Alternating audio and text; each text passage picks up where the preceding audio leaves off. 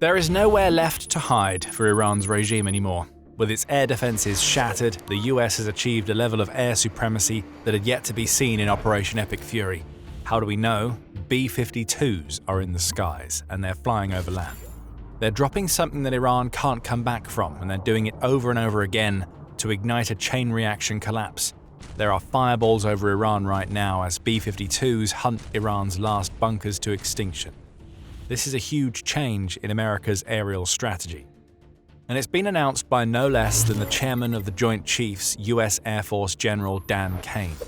During a March 31st briefing to the Department of Defense, Kane revealed that the US is so confident in the air supremacy that it's achieved in Iran's skies that it's deploying B-52 bombers over land for the first time in the campaign. These Cold War-era bombers, which entered service in 1961, allow the US to carry out more intense bombing runs against Iran's bunkers and military nodes than ever before. And they're able to fly because the first 30 days of Operation Epic Fury have done such a good job of shattering the layered air defense network that Iran built up to prevent the arrival of precisely this kind of aerial platform.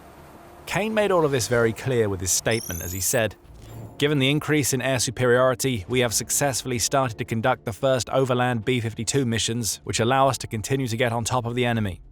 Those overland missions involve the use of GBU-31 bunker-busting munitions, which deliver 2,000 pounds of terrifying firepower. Those bombs are dropping on key locations in Isfahan right now, as you'll soon discover if you keep watching." The BBC reports that eagle-eyed military watchers may have detected that something like this was coming. It says that hints of this latest evolution in the American campaign were seen at RAF Fairford, where B-52 bombers are being stationed in preparation for attacks against Iran. Just days before Kane made his statement, the BBC says B-52s and other aircraft were seen taking off from this UK airbase loaded with the very types of JDAMs that we're now seeing being dropped over Iran. The US has also shifted to a strategy of dynamic targeting, Kane reveals, which means that all of its aircraft are being given new targets as they fly, and in some cases, they're even being tasked with locating and attacking targets by themselves. What all of this tells us is that the US no longer has air superiority over Iran, it has air supremacy. After all, this isn't the first time that the B-52s have been used in Iran. As early into Operation Epic Fury as March 4th, Military Times was reporting that the US had used its oldest bomber to attack Iran. But if that's the case, then what makes what we're seeing right now so important? The answer is something that has changed Iran, and that change can be seen in one key word that Kane used when announcing the arrival of more B-52 bombers: overland. The earlier B-52s were armed with standoff munitions such as the AGM-158 JASSM-ER cruise missile, rather than the bunker-busting bombs that they're now dropping over Iran. This meant that the US still felt that it needed to be cautious with its older bombers earlier in Operation Epic Fury. They needed to attack from range rather than get up close and personal. What was likely happening before was that American stealth fighters loaded with sensors, such as the F-35 and F-22, were finding safe aerial corridors for the B-52s, which would arrive, deliver their munitions, and then fly away before Iran's air defenses were able to catch up to them. Now, the situation is different. B-52s are flying over land, which means that they're penetrating Iranian airspace deep over the mainland. The air superiority that enabled earlier B-52 strikes has evolved into air supremacy that makes these overland strikes possible. And there is one city in Iran that is feeling the pain from the next phase of B-52 usage more than any other: Isfahan. The city is already famous for being the site of underground nuclear facilities that the US has struck with massive bunker-busting bombs in the past. Most notably, the US deployed B-2 Spirit stealth bombers armed with 30,000-pound massive ordnance penetrators to take out the Isfahan nuclear facilities during Operation Midnight Hammer in the summer of 2025. Those facilities survived well enough to make Isfahan the likely site of the enriched uranium Iran still has, which could be used to build a nuclear weapon. But beyond these nuclear facilities, Isfahan is home to several other military nodes, and it's those that we're now starting to see the US B-52s target as they move deeper into overland territory. The footage shows it. Several videos are emerging from Iran of bombing runs that are causing chain reactions of explosions throughout one of the country's most important cities. AP News has shared a compilation of some of these videos, all of which were shot by eyewitnesses in the city. For over 40 seconds, we see the same thing over and over again. Earth-rattling explosions send enormous fireballs hurtling into the sky, accompanied by huge plumes of smoke. In some cases, we can see entire chain reactions of explosions, suggesting either the dropping of multiple bombs or secondary explosions caused by munitions that are being destroyed on the ground. The US isn't being shy about sharing this footage itself. US President Donald Trump has used his Truth Social account to share footage of a chain reaction of strikes that are seen in brief in the AP News video. This longer version of the video also potentially reveals the types of targets that the US has been hitting now that it's deployed its B-52s over Isfahan. Based on the size and nature of the explosions, it seems likely that America's bombs have landed on a hardened underground ammunition depot in the key Iranian city. That implies the use of bunker busters, which we'll get to in a second.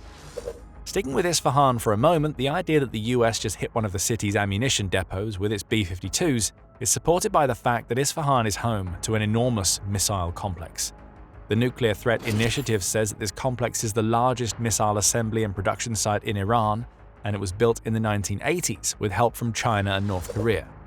It's here where Iran has developed the Shahab-4 system, which many in the West believe is designed to serve as a launch vehicle for Iran's long-range weapons. Iran also builds M-class missiles and Chinese HY-2 silkworms in Isfahan, the Nuclear Threat Initiative says, all of which tells us that there is plenty of explosive ammunition lying under the ground in this Iranian city.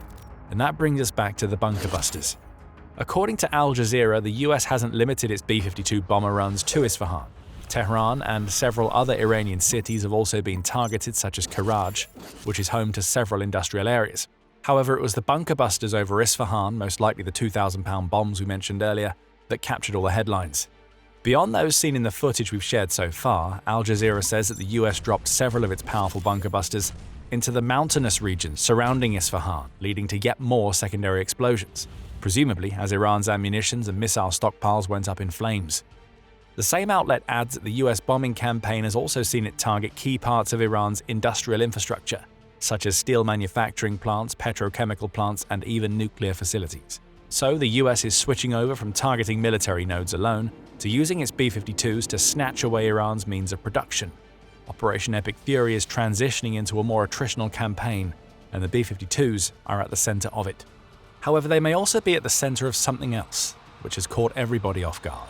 But before we get to that, you are watching The Military Show. If this is the kind of insight that you want to see, make sure that you are subscribed to the channel. Back to what nobody saw coming in Isfahan, we mentioned earlier that Isfahan seems to be the most likely storage site for the enriched uranium. Some believe Iran is keeping that uranium so it can maintain its threat of developing a nuclear dirty bomb.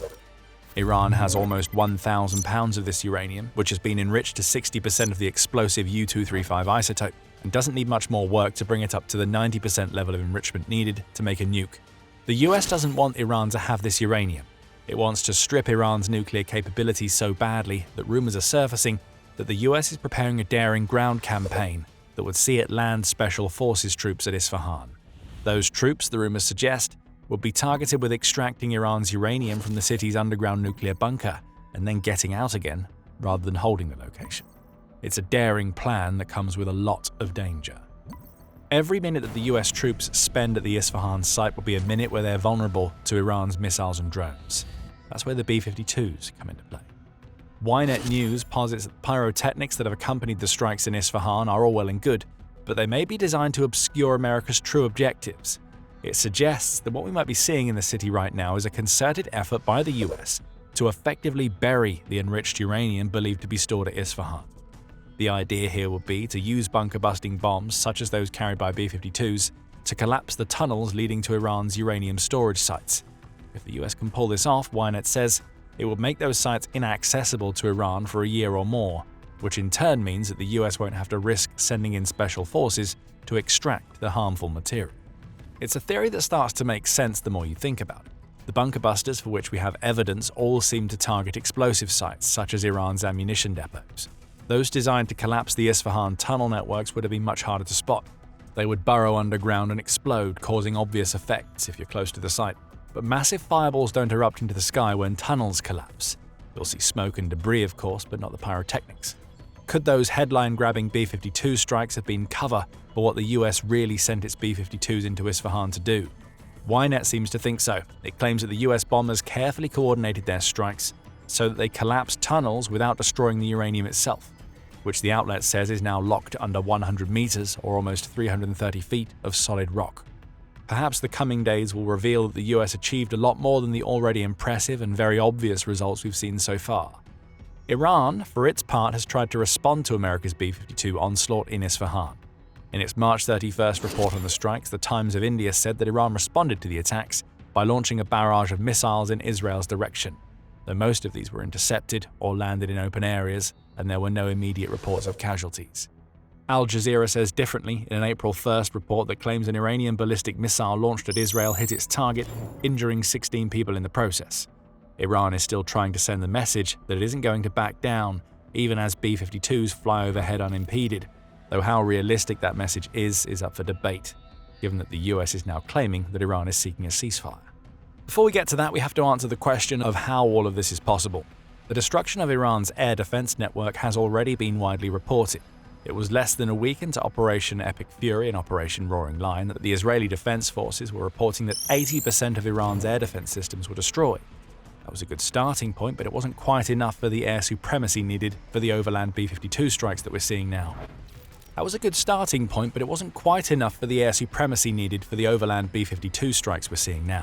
So the US and Israel continue to whittle away.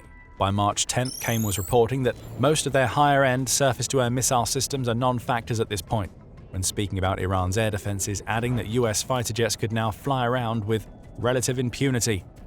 That's a real problem for Iran. The impunity for fighter jets has evolved into impunity for much slower and larger B-52 bombers because those jets can take out Iran's most advanced air defenses.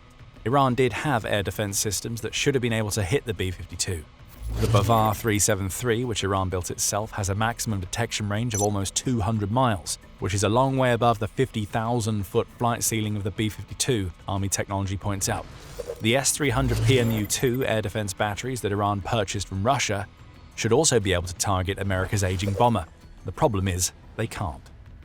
And the reason they can't is that almost all of them have been destroyed. The US is now so confident in its air supremacy that B-52s can fly almost anywhere in Iran without fear. We say almost because there will be isolated pockets of air defenses left in Iran.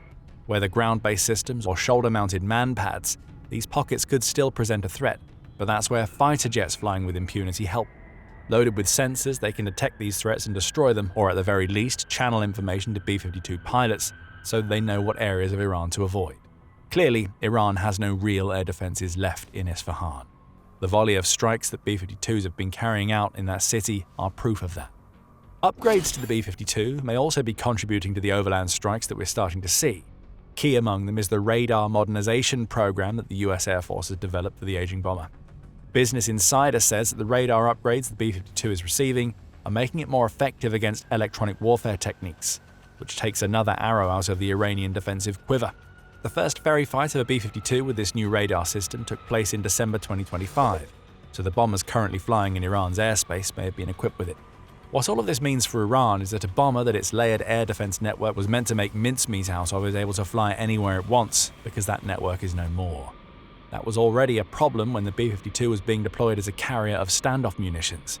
With its 70,000-pound payload capacity, America's oldest bomber can deliver more firepower in one sitting than anything else in the country's aerial arsenal.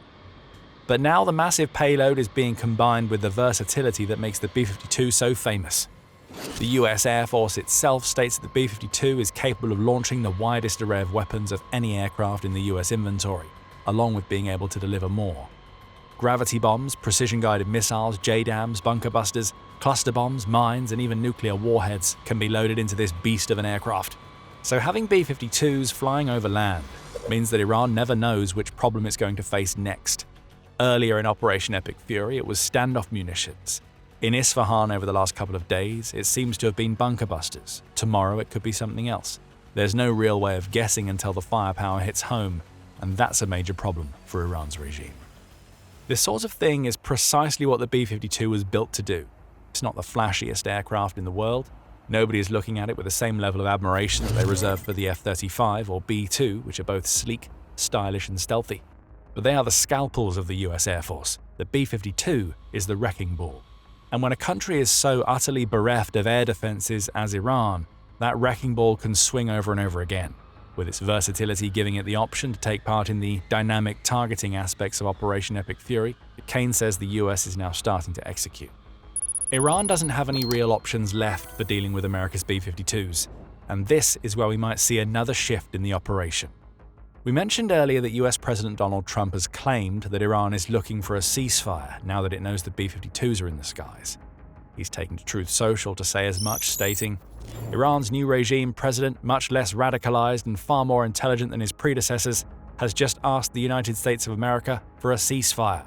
Trump says that the US will consider a ceasefire if Iran reopens the Strait of Hormuz, so the B-52 sorties will at least continue until then. But there's a twist. Just as it did when Trump claimed that negotiations had started with Iran, when it claimed the US was negotiating with itself, Iran's regime says there has been no request for a ceasefire. In a March 31st report, AA said that Iran's Foreign Minister Abbas Araghchi said that his country isn't seeking a ceasefire. What Iran wants is a complete end to hostilities, combined with guarantees against future attacks and compensation for the damage that the US has done so far during Operation Epic Fury. It seems very unlikely that the US will agree to those conditions, so perhaps talk of any halt, be that a ceasefire or something more permanent, is premature. Or maybe it isn't. In yet another twist, Trump has declared that no deal may be needed. In an April 1st report, the BBC says that the president believes that his country will be able to finish the job in Iran within the next 2 or 3 weeks. That appears to mean that the US will be happy to withdraw once it's sure that Iran isn't able to build a nuclear weapon, regardless of whether Iran's regime wants to come to the table. "We've set them back 15 to 20 years. They have no navy, no military, no air force," Trump claims, leaving only the nuclear question left over. Perhaps the B-52s are the answer to that question. If their bunker busters have been deployed to cave in Iran's tunnel network, as Ynet claims, then Iran may no longer be able to access its enriched uranium. Another 2 or 3 weeks of B-52 strikes could take out production facilities and centrifuges, while causing yet more damage to a military that Trump claims has been set back for decades.